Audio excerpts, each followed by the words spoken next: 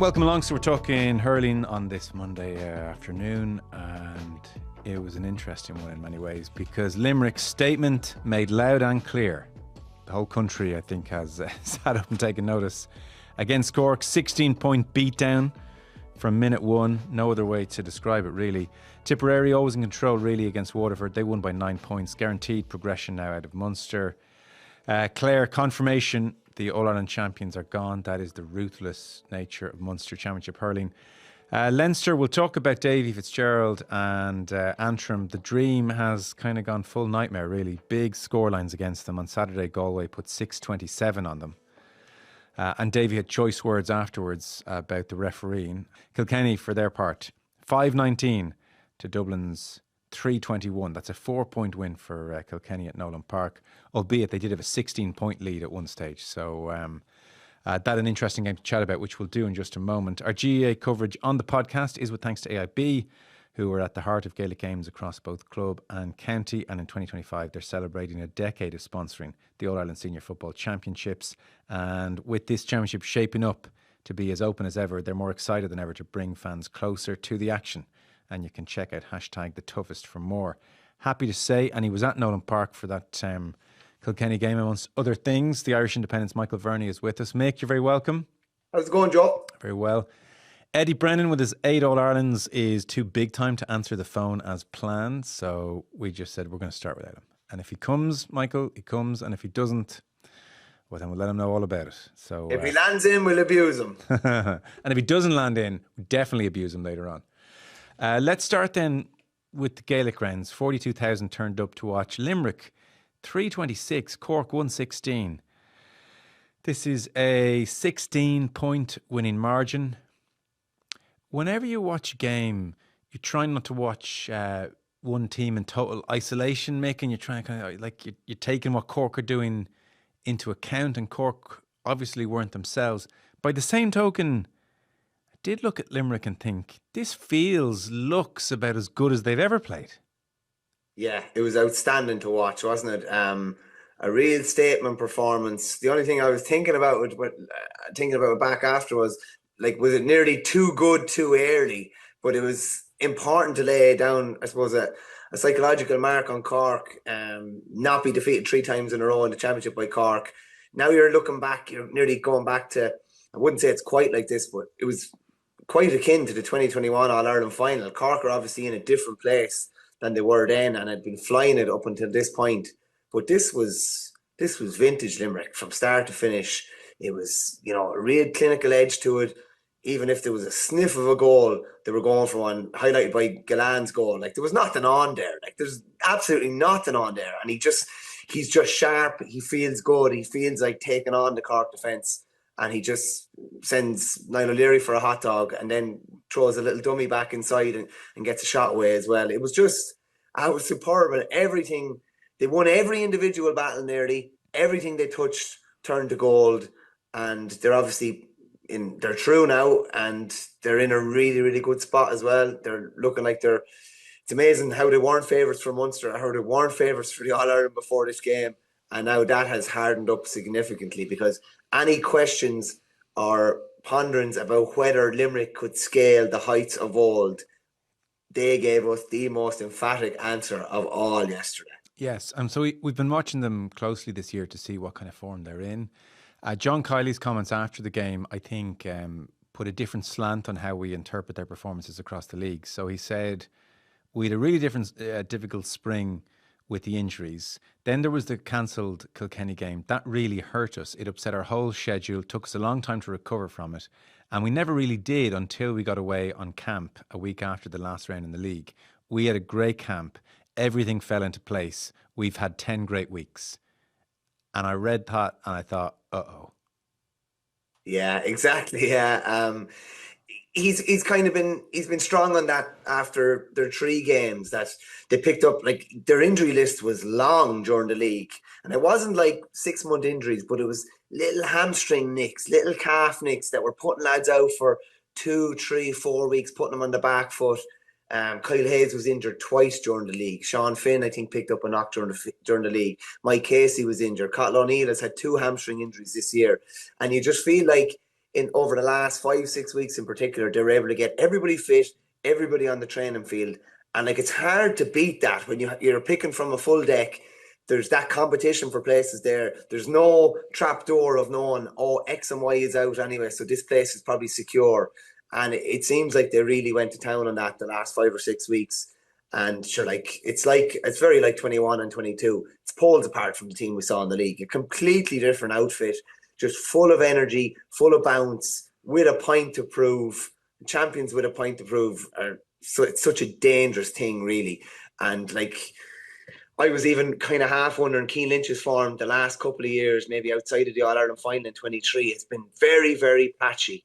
But like, he's conducting the orchestra as well as he ever has in recent years, and maybe even better. Like, yesterday was as good as he's ever been. Yeah, and you could probably say that was like, vintage. Kyle Hayes as well. Like, Kyle he's Hayes just as well, a mountain that you cannot get around. And they've put him at 6 now, and it doesn't happen straight away.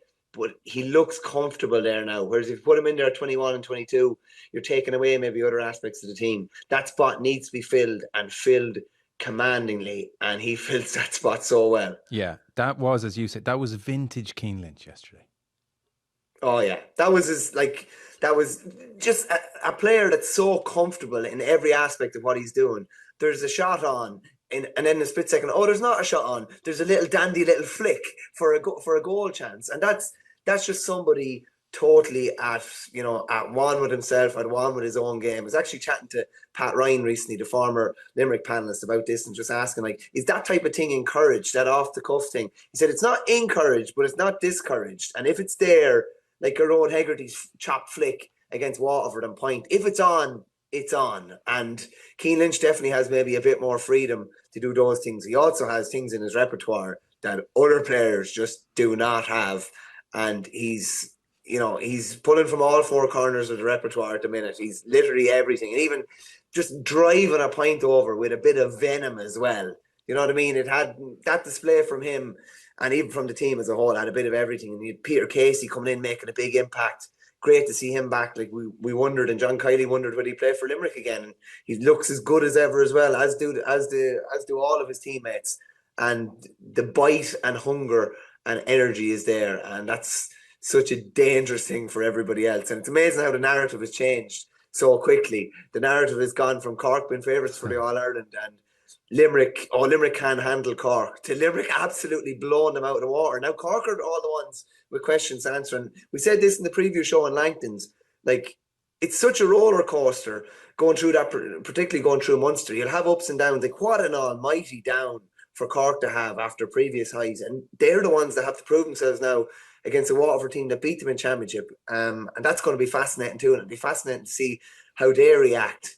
Like, you take a defeat from Pat Ryan's point of view, going down fighting by 3 or 4. But this is, a bit of a humiliation, and there's no point in saying any different. And it'll be fascinating to see how they react. Yeah. On Cian Lynch and trying those things, I guess when you keep pulling them off, it earns you more license, doesn't it? Is the other helpful aspect. Give us more on Hayes at centre back and how and why they've happened upon this then, Mike. Yeah, I suppose, well, Hannon was always the safest pair of hands there. And the real kind of, I always likened it to Tex Winter's triangle offense in The Last Dance and with the Chicago Bulls. He was nearly always the apex of the triangle, all the triangle passing coming out. Second, a full back player got a ball, Hannon was there to take it off him, and he'd set the kind of triangle in motion. And I haven't got this, 100% from Paul Kinnerk or anyone, but I'd be amazed if they haven't looked at the offense that, because he's big into basketball, he's big into taking from other sports. And Hannon was often the lead point of the triangle to get things moving. But in the last couple of years, and just with injuries, his legs probably started to wane a small bit, and teams maybe went after him a bit more, and Cork went after him fairly strong. They went after Diarmaid Burns to a point as well in that game in Páirc Uí Chaoimh last year and in the All-Ireland semi-final. I should say, obviously, Hannon was even moved to wing-back in that semi-final last year, and they're kind of thinking, this needs a change, and it's only when defeat comes. Like, there's obviously a loyalty with players that have won so much and performed so much and been so consistent over a period of time. But the reset button is allowed to be pressed when there's a defeat like this. It's like Kilkenny in 2010, or it's like the Dubs when Mayo beat them. You can reset and go in a different direction. And while Hayes offers so much at 7 and even so much at 11 and 14 at centre forward and full forward, you cannot get around him at centre back. He's brilliant under high ball. His kind of scrambling defense, as in his ability to get back so quickly and help out his full back line, is huge.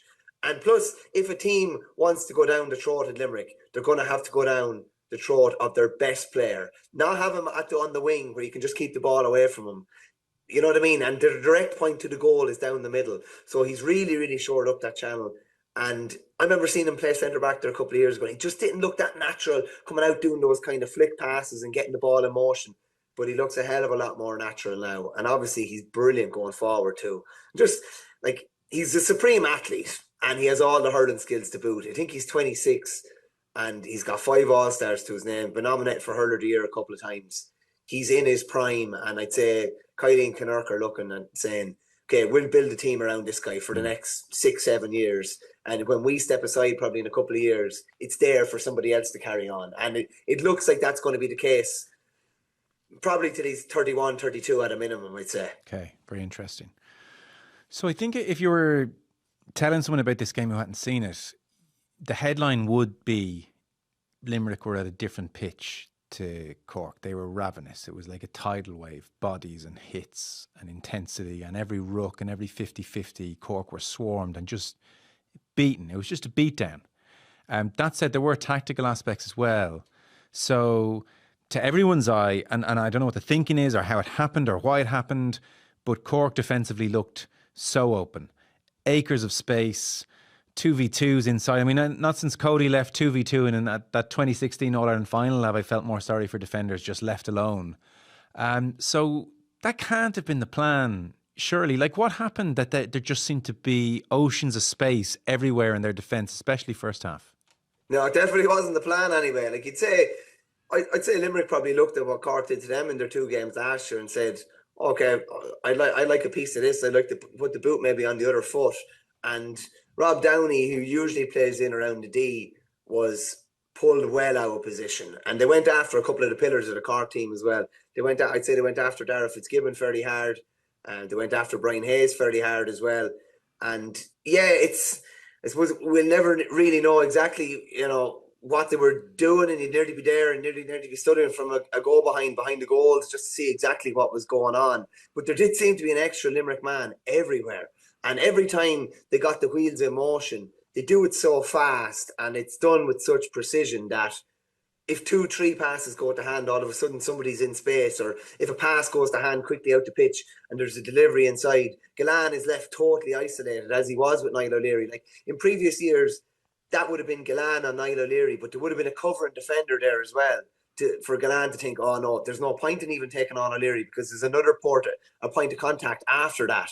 But they really, really isolated the Cork defence, and that isn't just the defence. That's coming from their midfield. That's coming from their half forwards. It's coming from their full forward, and I suppose putting them in uncomfortable positions up there where they're dragging lads out of position. All of a sudden, a covering half forward is not back in the half back line. A covering midfielder is being occupied up the pitch, and then all of a sudden that has massive domino effect at the other end of the pitch. Yeah, and we'll come on to Cork in a bit more detail in a moment, but it's worth just saying as well, like say that Gillane goal, we've referenced it a few times on 3-4 minutes into the game, because it was such a tone setter as much as everything else. It just kind of dictated the way the day was going to go. So and there was good analysis of Kieran Joyce at half time. So the ball, it's out to Gillane, he's in the corner and he turns Niall O'Leary, and I guess that can happen. I mean, O'Leary's not going to rank it as one of his 10 favourite moments in his career, but he's turned, shouldn't be, but it happens. But what's really kind of emblematic of Cork's attitude generally is that Kieran Joyce is ostensibly kind of inside all this, watching it and kind of just watching it. He's doing what a defender should never do, which is he's being optimistic that Niall O'Leary is going to hold off Gillane, and so he doesn't get back the 10-15 metres closer to goal that he should be in case Gillane turns O'Leary. And then when Gillane does turn O'Leary, it's then, and it's the difference in attitude and being on the front foot or being reactive. It's then that Joyce goes, oh shit, and he starts sprinting back towards goal to cut off Galan.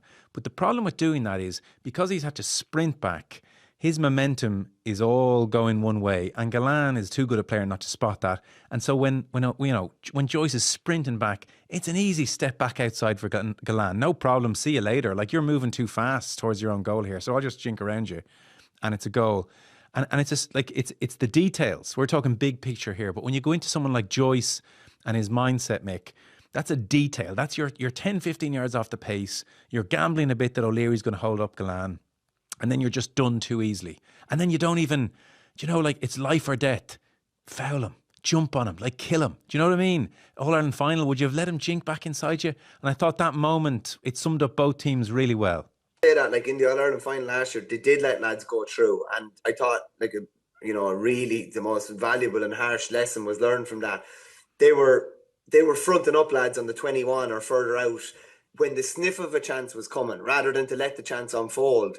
Whereas yesterday it was like that, as you say, the whole thing just unfolded in front of them. They were reactive rather than being proactive. Like, they would have been, like we described them after the league final, they were actually quite miserable. Like, they turned into a miserable kind of defence, and they took great pride in not conceding a goal, and even just, as I said, nipping that chance in the bud and not even leaving the sniff of an advantage. Just hold them up completely, concede the free, take the point, and it's the lesser of two evils, and we go again.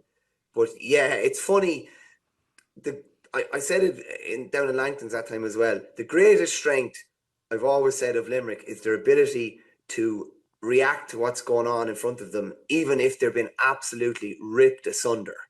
And Cork were not able to do that. Like, I would have fancied, Limerick have been going as bad as that in certain games before, and they've been able to turn the tide.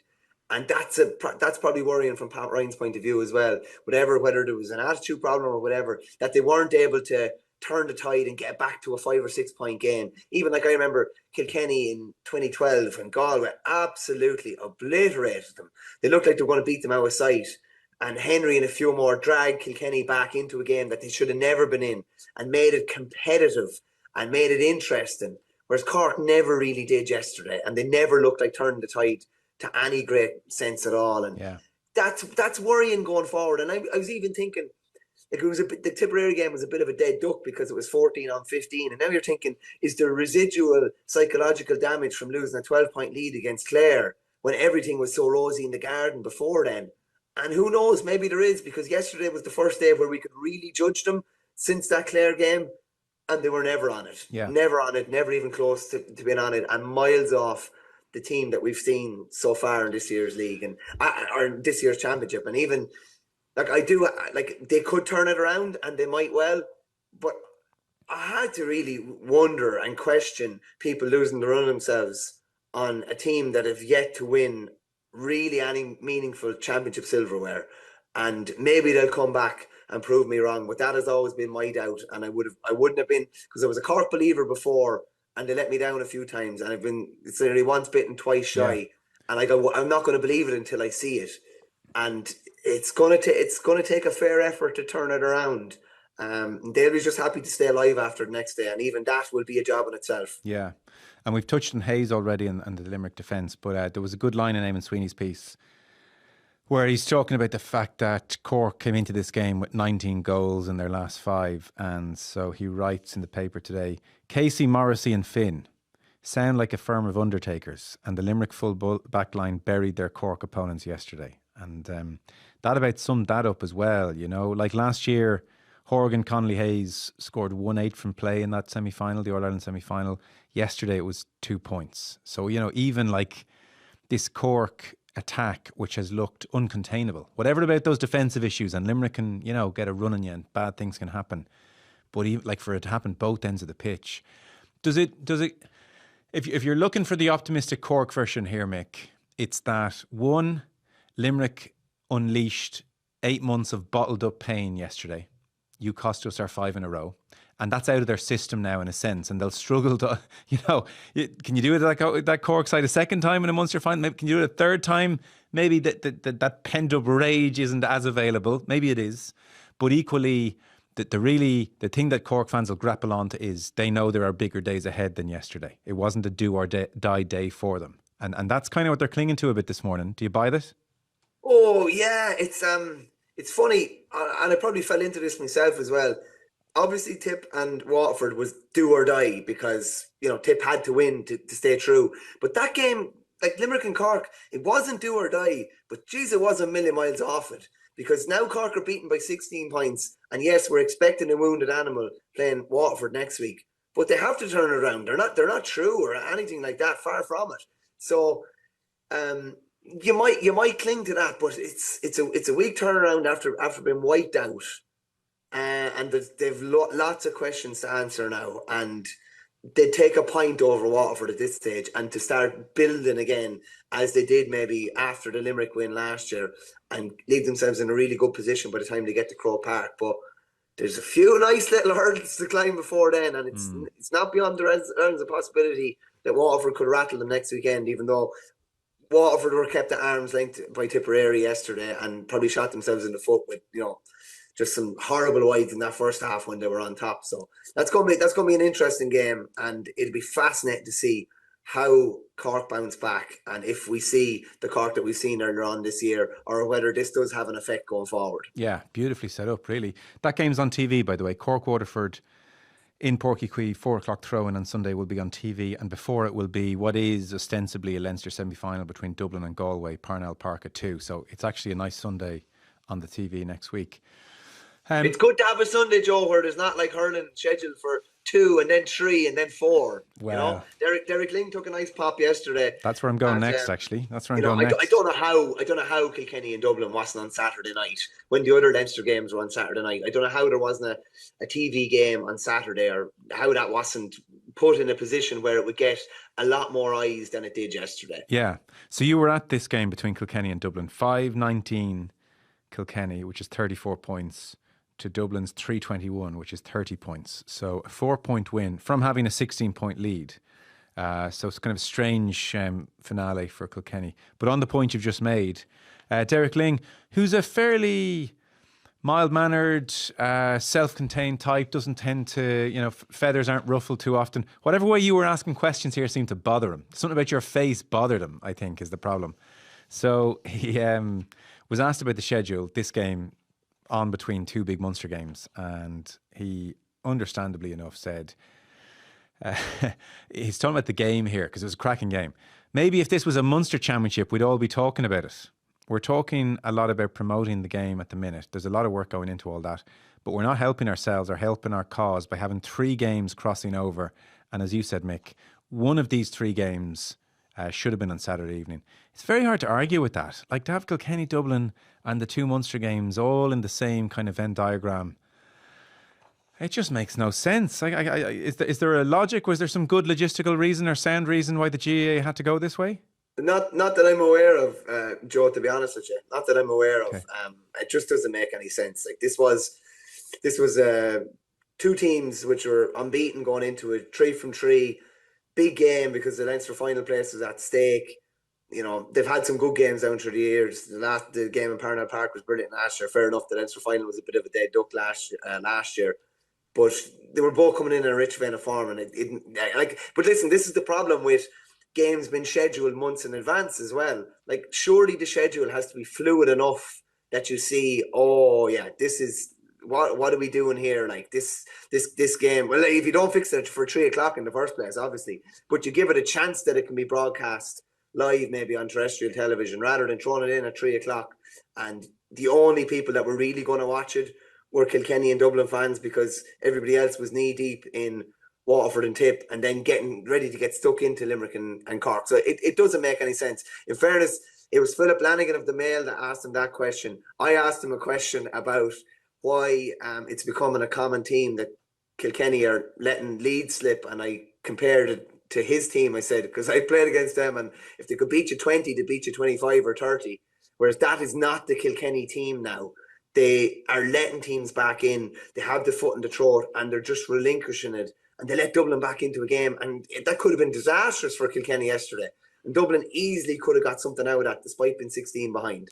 Yeah, and he didn't like that question either, especially. Again, this is by the standards of Derek Ling, who I'm sure was still relatively polite, but he kind of cut it off at the knees, the question you asked him about the previous Kilkenny team and what they would have done with the lead. And he said Well, like really, you have to stop doing that to this group. We compare all the time to the past teams. We have to stop doing that. We have a team here competing really well, competing hard. We got the 2 points. But that spoke of something, I suspect, very understandable, which I'm sure is in Kilkenny, and it happens in the shadow of any great team. The subsequent teams, for however long afterwards, are always compared unfavourably to the greats. And unfortunately, that is the lot of all these players. They're walking around a county which still has the great team in very recent memory. I suspect those comparisons in a million different ways are constant. And I thought Ling's reaction to your question spoke to that. And it's a natural thing. It's no one's fault. It's just life. But he's right to cut it down. He has to try and shut that down as much as he can. Oh, you can't give it any more oxygen than it has already, to be honest with you. And there is a sense of frustration. I remember Owen Cody said something in an interview after an All-Ireland semi-final last year as well. And they're underappreciated. They're going for 6 in a row in Leinster, and they are underappreciated. And I suppose when you have the loftiest of standards and you've won so many All-Irelands in the noughties and picked up another 4 in the next decade, those are the standards that you judge yourself on, or you're judged on by your supporters. But they're 10 years obviously without an All-Ireland, and you just don't feel like this current crop has the buy-in of Kilkenny supporters at the minute. And that's through no fault of their own, because they definitely don't lack for endeavour. They definitely don't lack for effort.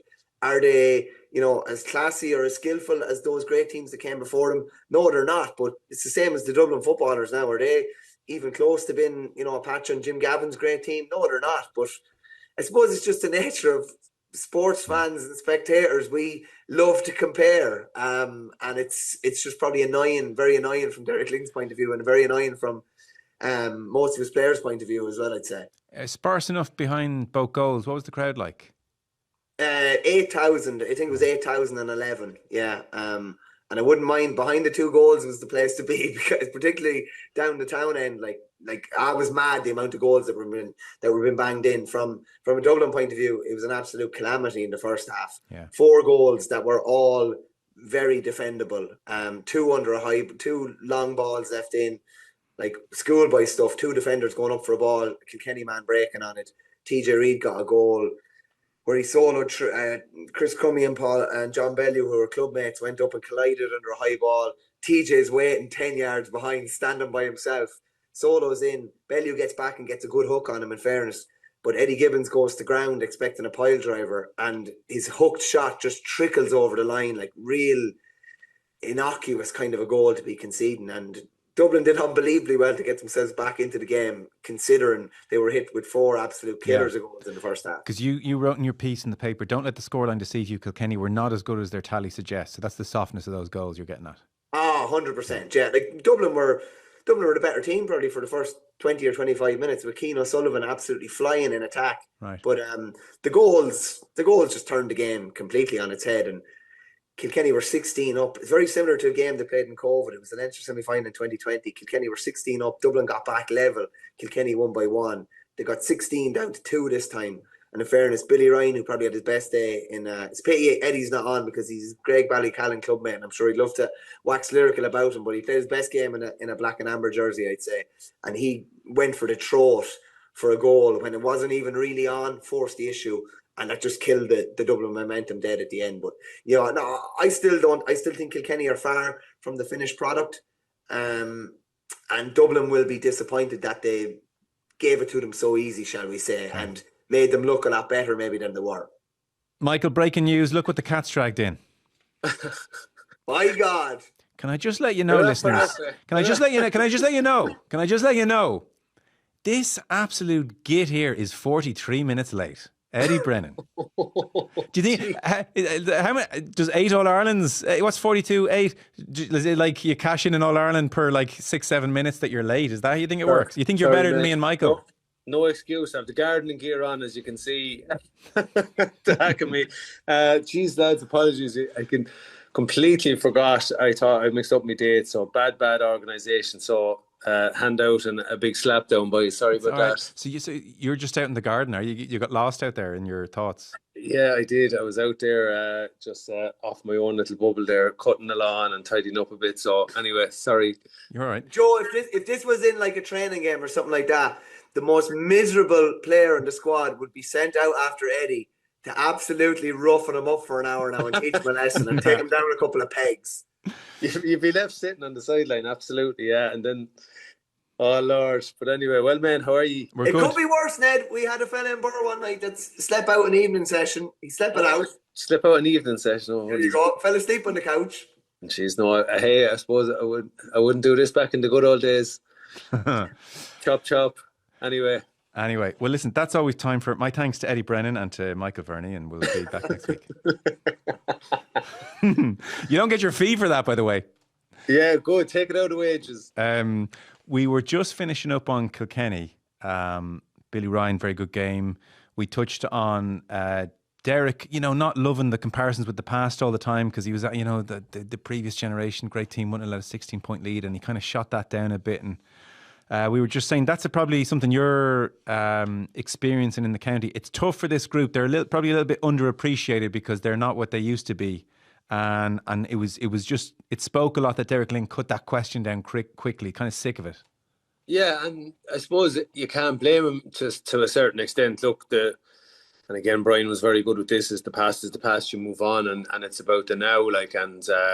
Yeah, look, he's 3 years into this job, working with this bunch of fellas, and he's shaping them and molding them. And I think the progress has been, it's been decent. First year in, you get to an All-Ireland final, you're in a good, healthy position, and things go wrong. So I suppose Derek the player was very quick to assess things and to learn and to be honest with himself. So I would imagine those qualities are there too. And I think the one thing that I've noticed a lot with his interviews is, he's very good to look after his players in that regard. And I think I commented this, maybe on this maybe 2 years ago, saying that it must be hard for these bunch of players to have that kind of like a big old cloud in the background. And you say it's hard on them, but I suppose, let it be said, let it be talked about. And, if you're inside in that little bubble, you don't want to dwell on that. You're just keen to do your own little bit. And I'd be happy with where Kilkenny are. I think, yeah, there'd be qualities and things that happened yesterday that would have disappointed them. But, when the match was there to be won in the first half, I was very, very impressed with their work rate. Dublin, they forced Dublin to do a lot of hand passing and pass them around in front of the square. And I think it was typified by a sequence of play there in the first half where it kind of came through and it went from one side back to the other and over across. And Dublin just tried to pass their way out of trouble. And eventually there was basically 10 Kilkenny bodies there. There was no way they were going in. So when the match was there to be won, Kilkenny were really efficient and really ruthless. But I suppose, look, the little drop in concentration, and they probably were, I think if you're on the pitch too, you're sensing that Dublin are not at it. So I suppose it's hard to keep, nailing that home. So Dublin were, once they got a little bit of momentum, then, and I think conditions too, lads, it was very, very warm in Nolan Park yesterday, more than anywhere else. But it's probably a good thing. It's no harm to play really, really well in one half, slacking off, and then when you needed to, come again. Yeah. So... But, and look, I think it was better all round. It's like Anton too. There's a lot done. There's more to do. So that's a good way to be facing into a Leinster final. But at the same time, they'll know that they can't afford a little lapse in concentration like that against maybe a team that could punish you. Good. So you went to it. You weren't in the garden for it, no?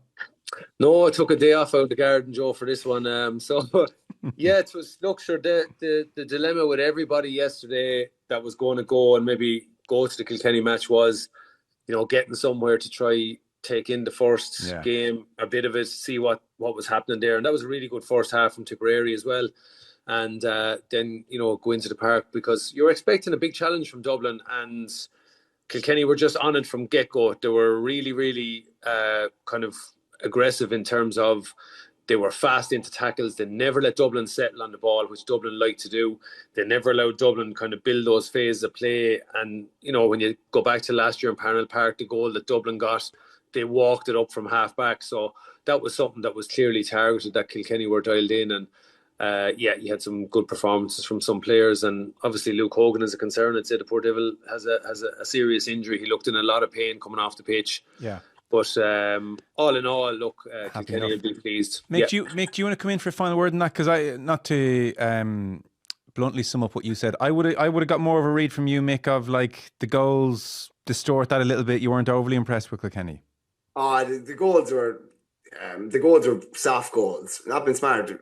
If Eddie was over an under 12 team and two lads went up for a ball and collided into each other, and it happened 3 times, and you can see the goals, you'd be pulling your hair out. You know what I mean? I wouldn't. I wouldn't have thought it was. I thought it was more Dublin's mistakes and deficiencies now than any great brilliance for Kilkenny. Like, I was going back through my ratings for different lads throughout the game, and there was a hell of a lot of sixes, even from a Kilkenny point of view. Outside of Billy Ryan, outside of probably Massey Keown, 1 or 2 more. No, that was it. They were the only ones you gave good marks to. Honestly, it was like Keep. I was reading your ratings today thinking, geez, tough. Yeah. Well, mixer by a hard taskmaster. Lots of 5s in there for 5s and 6s. But I wouldn't throw out 4 just because I've been in that position before. I can tell you that. I suppose looking at that, Mick, you're right.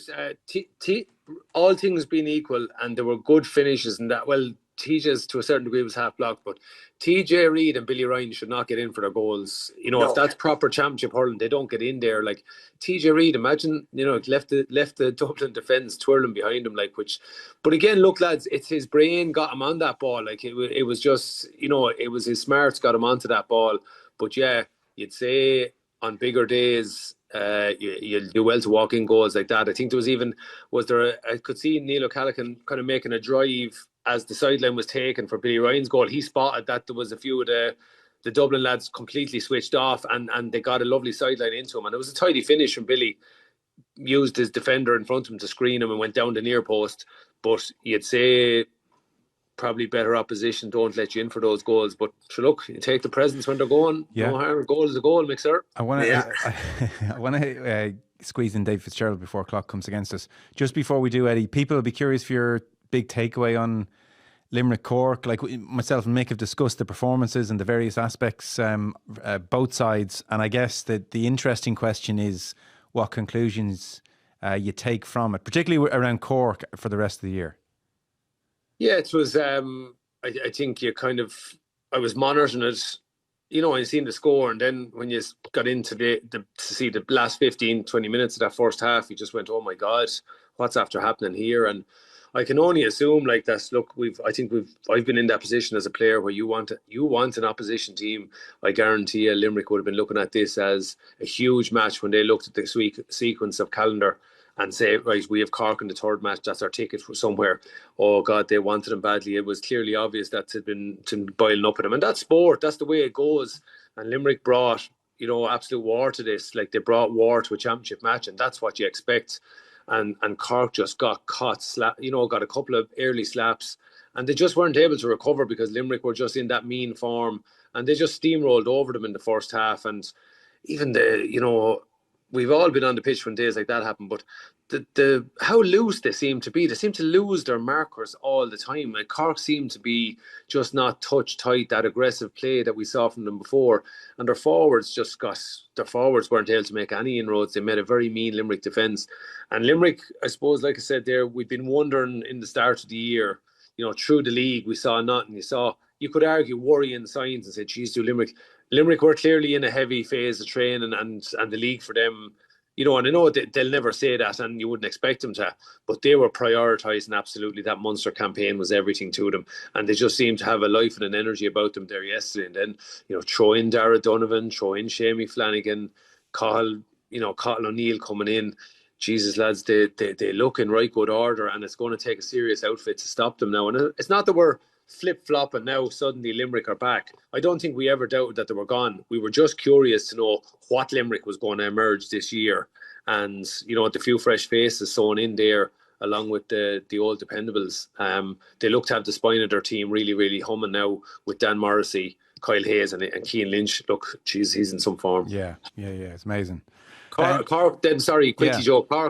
Cork don't get to feel sorry for themselves too much. I think there's other times you could go off and maybe that result would fester in you for maybe 2 weeks. They haven't time to do that. They have to just shower themselves down very quickly and snap into next week, because they do have a chance to straighten things up. They're at home. I'd imagine they went home, and it was a fairly quiet bus going back down to Cork.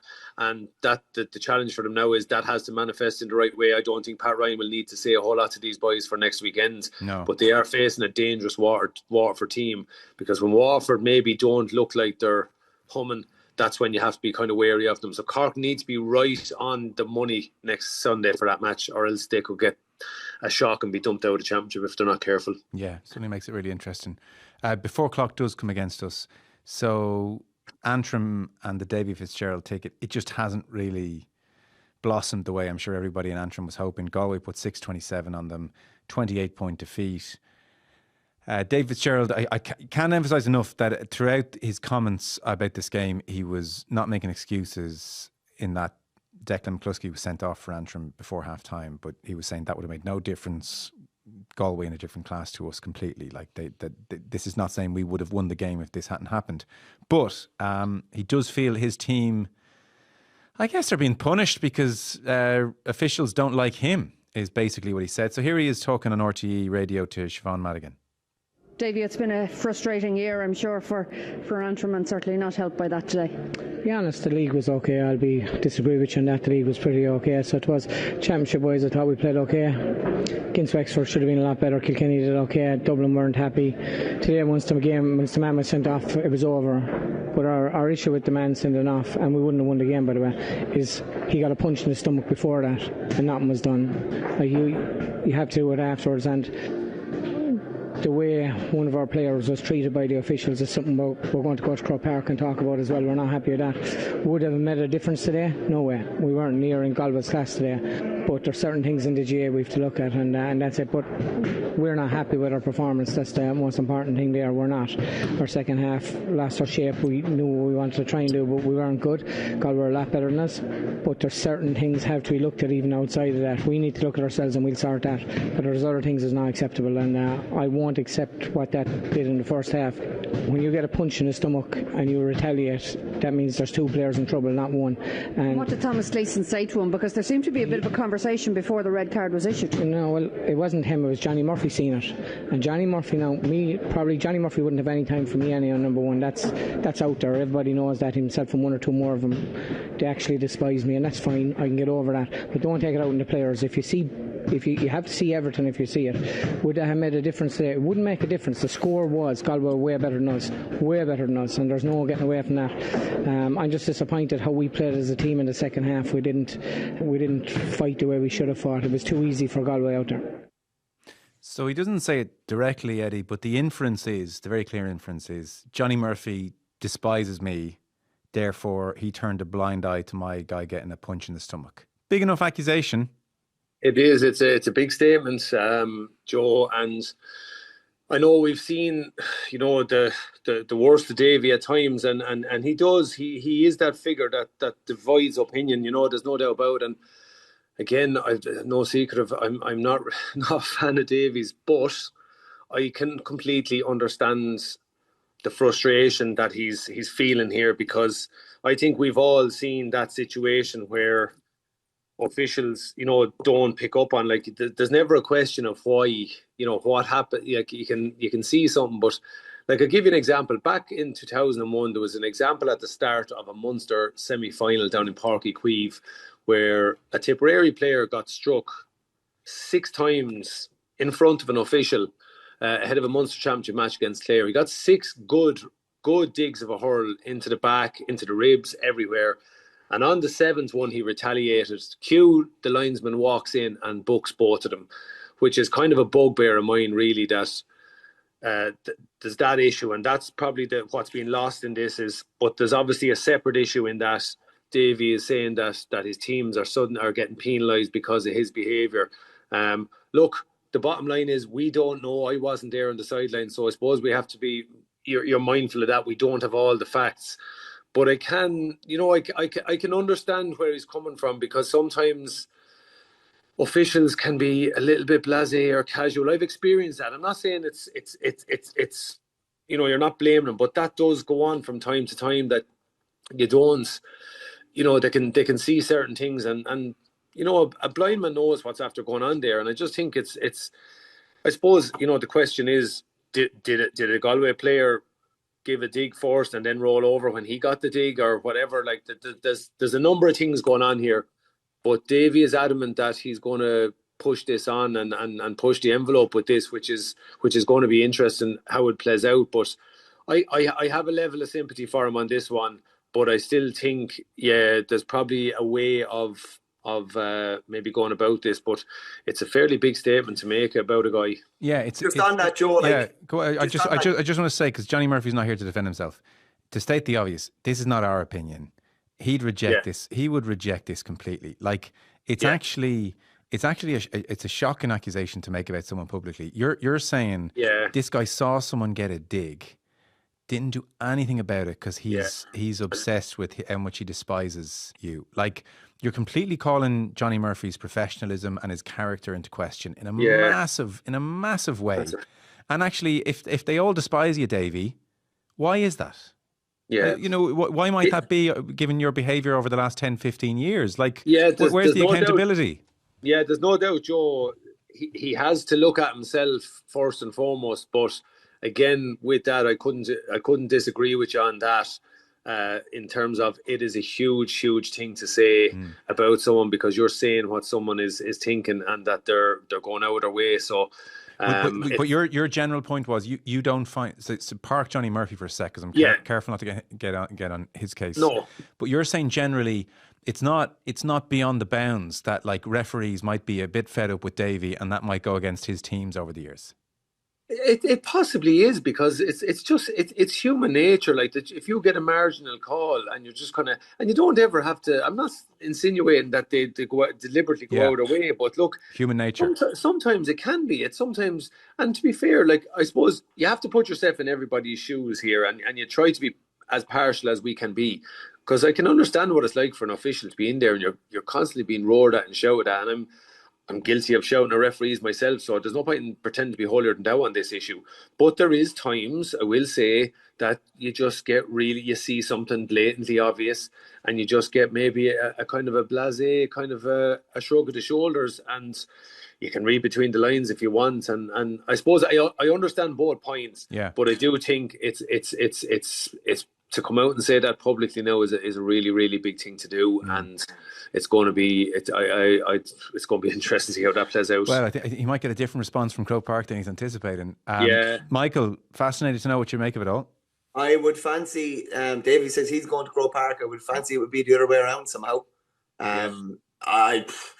Whatever your opinions are privately, I don't really think, and whether there's merit to them or not, I don't think he can put something like that out publicly, realistically.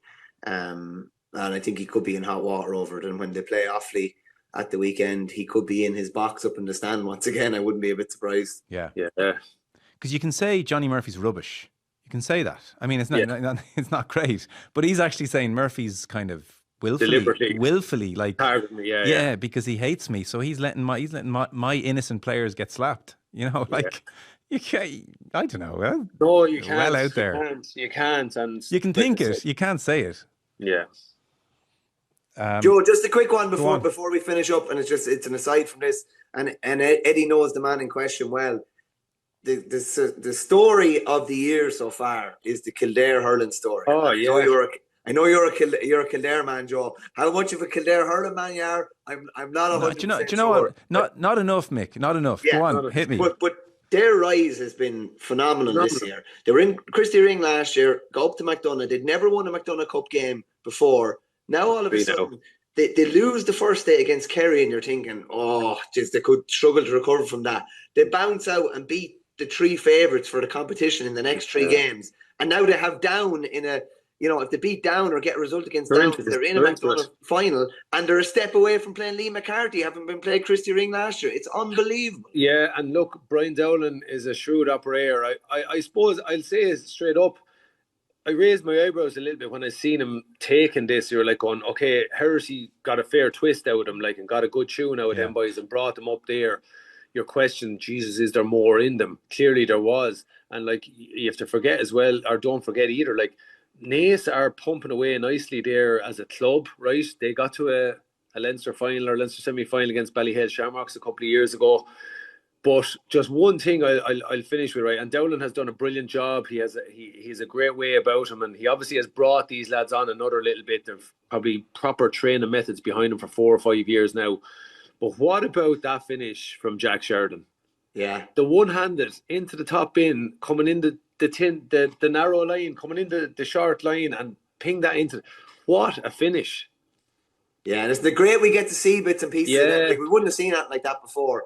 And in fairness, like, the club are having an association with they're basically broadcasting all Joe McDonough games, and it's great because it gives them a bit of oxygen, because there wouldn't be any other ways. And we get to see scores like that. We get to see James Duggan's 5-2 the week before. It's brilliant.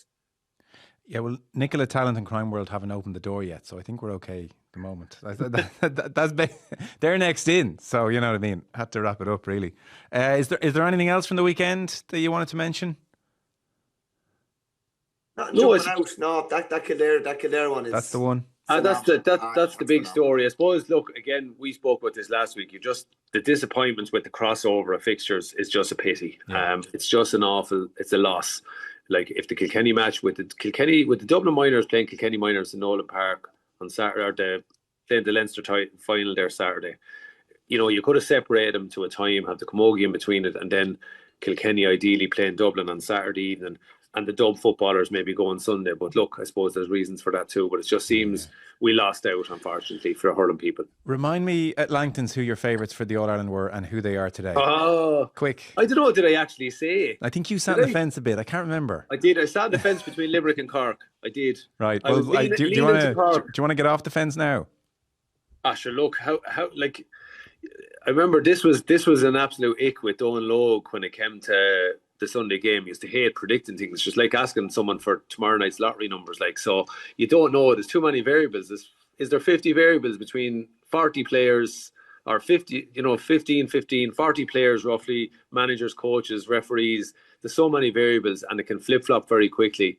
But you'd have to say that Limerick have just reminded us all to be careful. Do not think you're going to walk in around our patch. Well, I was thinking of you guys who obviously you had your 5 in a row stolen and then won the next 2. I'm starting to get those vibes all of a sudden. Yeah, it would appear that way, and they look to be refreshed. They look to have focused on like their training regime and peaking at the right time. And you'd have to say they sent out a psychological warning to everybody, which is what a real good team. It's like the All Blacks every so often when they used to flex their muscles, or the great Man United team or whatever. Just kind of remind everybody, don't get any ideas about yourselves, lads. Yeah. Well, speaking of flexing muscles, by the way, if you're just listening on podcast, Eddie from the Garden has the arms out, sleeveless vest. It's a sight to behold. He's chicken rings on me. Michael, I can't even remember who you picked in Langton's. Limerick, yeah. Limerick. So you're sitting pretty. At the minute, yeah. Okay. At the minute, yeah. Listen, they're in a brilliant position now, and it's going to be fascinating to see all the challengers that we said. Can some of them rise back up? And listen, the Kilkenny boys are sure going to be happy enough as well. They're, potentially on the opposite side of a draw. Maybe they get a crack at them in an All-Ireland final, but that remains to be seen. But Limerick made the statement of all statements yesterday, and reminded us that they haven't gone away, and their look as bouncy and as fresh as ever, and that's a daunting prospect for everyone else. It sure is. Fellas, beautiful. Michael Verney of the Irish Independent. Thanks, Michael. Cheers, Joe. Eddie Brennan. Thanks for making time for us, Eddie. Thank you for making. We appreciate it.